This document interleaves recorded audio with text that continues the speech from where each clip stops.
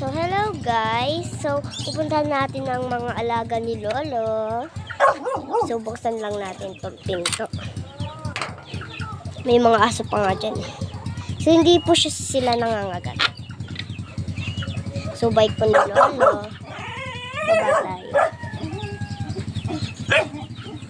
Ayan. Yung aso. So, ito.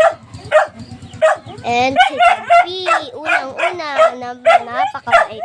Huwag nga kayo maingay. So, may nangingitlog po. So, ayan po mga.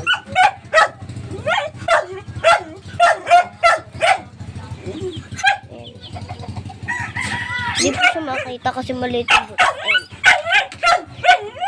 And, my kuting. Ayan, natutulog siya. Natutulog ba? Uy, kagating ka dyan! Ayan.